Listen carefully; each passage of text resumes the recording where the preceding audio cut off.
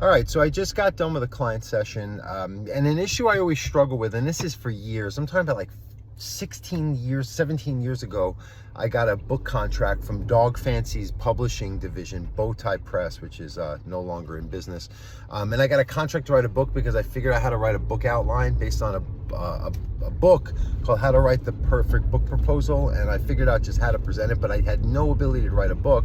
But I was able to talk dog well enough that I impressed them at this writers conference, and they gave me a deal, and I got an advance and all that, and I just had such a hard time writing the book, and by the time I had it, kind of trying to get that on track, the company went out of business. So but anyway, my issue is that I'll come up with analogies based on what I'm seeing, and I don't know, sometimes just like I get this information from somewhere outside of myself, kind of like the cloud of the universe or something, and it just gives me the right analogies or realizations to share or point out or teach with clients, when it comes to dogs and training.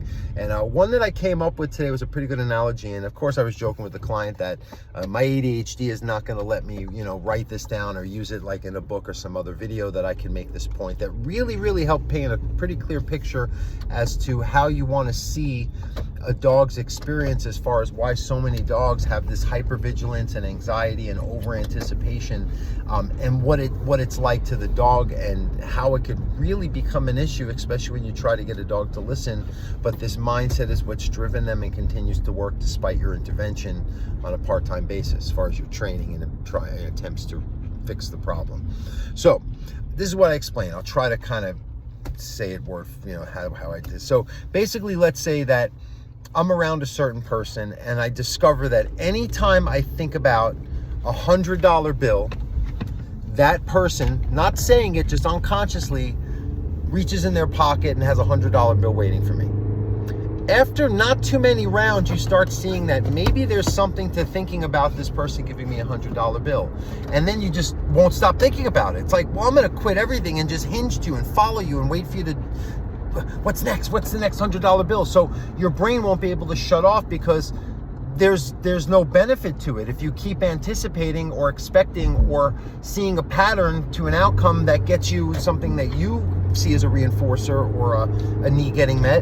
Why would you let it go, especially if you feel you don't have any other options? So this is what happens in a dog's experience, is that they literally believe that by anticipating the next thing you're going to give them, or sitting or asking for something, and then you do it, a dog, they're just going to keep anticipating. And for them, it's not just like basic anxiety where you're thinking too much. When a dog is, and this is the example I gave, when a dog starts anticipating something tied to the owner, it's a physical, visceral thing. Like, why do dogs pull on a leash? They're anticipating where they're going, or they're anticipating the worst outcome when they see another dog, and it leads to pulling or reactivity, right? And they learn as a habit, when I do that and everything the owner does to intervene is not demonstrating any other option, that's going to be the norm. Life and death is dictating this. So let's say, going back to the person with the $100 bill, and I keep expecting it and it just keeps happening. Now let's say I start thinking about the $100 bill and the money doesn't come, but I'm fixating. At this point, I'm not only just thinking about them giving me the $100 bill out of, let's say, their right pocket is always where it comes from. My mind is in their pocket to the point where I start reaching in and trying to get it. And when it doesn't happen in the timeline when I'm expecting it to, I short circuit. Or if someone tells me, no longer do you think about getting the $100 bill for it to happen, you have to go do these different things. You have to go dig a trench, or carry, a heavy materials for 2 hours. I'm gonna fight it, because I'm like, no, I'm supposed to be getting into your pocket or thinking about it for these things to happen. And don't tell me otherwise, because this is what I learned. Especially, let's say, as a child, this is how I learned the norm was, of how I get what I need to exist, or that feels good, or gets me what I want to survive, right? So what do you think a dog's believing when they're not conscious of the human condition? They're just seeing patterns and instinct. And then what happens is, if they're keeping track of you and over anticipating and following your every move and can't settle, that's what the training's supposed to do, is create an alternative to that through conditioning and a certain amount of structure and physical boundaries, and lack of things accomplishing in the timeline that mindset has now created as a bad habit that causes anxiety and reactivity. Their dogs are going to just feel like they can't handle it. And that's why you get dogs, even when you start training them, you get some resistance and stress and frustration, because they're like, if you're asking me to focus on something else to get, because they're all going to get their needs met, it's all over. And that's why you have to be skillful and understand the psychology of this, and literally how, I mean, anxiety, it's not just a thought process. People with anxiety, you think so strong, you physically feel it. It's a full body experience. And even as a human, you still can be present and conscious and kind of aware of the dynamics for the most part. Not always, though. You get sensory overload and it's really challenging. But for dogs as an animal, it's so much more extreme. It's survival, and they don't need to be, because we do take care of them if they're living with a well-providing family and in a home, and all of their needs and creature comforts are met. So just to understand it, I think I did just articulate it pretty well how I did with the client. But this is, bar none, why these dogs have issues, and why dogs, I mean, let's take it to just listening.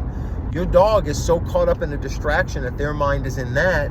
When you ask them to do a command to listen, unless you practice something, as an alternative, they're going to learn to keep in that, because that mindset gets feedback that is a positive reinforcement. It works, or it has an outcome they like, versus this is fine until something else gets me to engage what someone who, utilizes these commands. Again, just in general, it makes the most sense to respond to them when it comes down to it. But you have to build up to that. You have to have a relationship. And if you had a dog has behavior issues and all these anxieties and over anticipations I was talking about earlier, that's the last thing that you really need to be concerned with. Your bigger priority is going to be just building focus, structure, and lack of over anticipation, overreactions in the everyday interactions, coming and going routines, and them getting their needs met. And then you can, again, I talked about this today also, is, well, we're not breaking them of this mindset. We're just compartmentalizing it where it's going to be better and more effective for them to manifest, and other times to let it go. So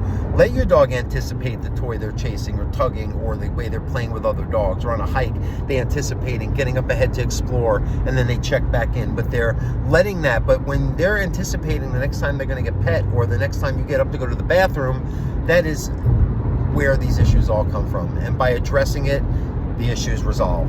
I've seen it play out too many thousands of times, because I understand the dynamics of this and how the sensory processing issue is the root cause of every dog's behavior issue.